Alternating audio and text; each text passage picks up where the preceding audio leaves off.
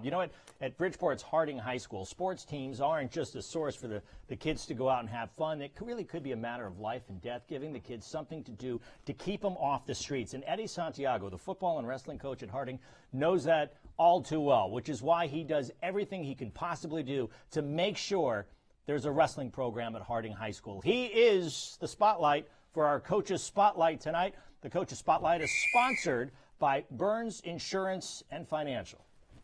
Nice job, babe. Nice job. Kick up. Kick the leg up. Other high school coaches around the state don't have the burden of Harding's Eddie Santiago. Tight waist ankle right. Let's go. His school can't afford to fund his wrestling team.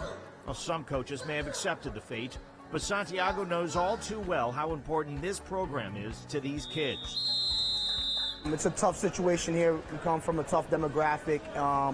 We come with high-risk youth that are susceptible to gangs, poverty, and a lot of drug activity that's around our community. Without him and the rest of the coaches and the sports, I don't know what I would be doing right now.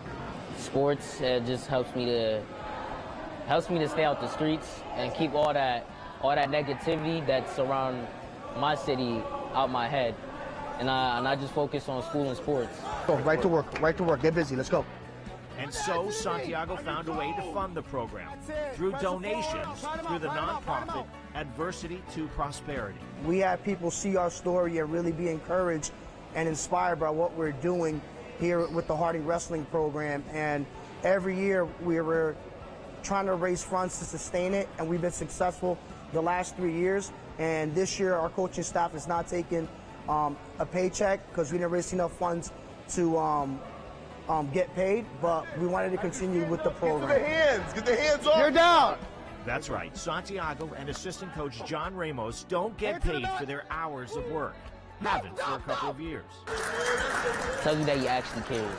He knows that it's hard in Bridgeport. He wants you to get out of here, go to a college for this. He tells me all the time that I could go to college for this sport. And this is my way of getting out of Bridgeport and going to do something better for myself. You turn on the news and you just see some of the tragedies that have happened in Bridgeport, especially with the gun violence. So to get out, it's literally survival mode. Work your cradle, work your cradle. For Santiago, who was also the Harding High football coach, his programs teach discipline and a work ethic that transfers to the classroom, ultimately providing opportunities to his athletes they probably otherwise wouldn't get. If you're at practice, you're at study hall, you're at college counseling, you're less likely to be out in the street. And the more active and engaged our kids are, the better off they're going to be. So we truly believe that. We exhaust them so much that hopefully by the time they get home, homework's done, they're tired from practice, all they want to do is eat and go to bed. Run that boy! Keep him in! So pull him into your chest!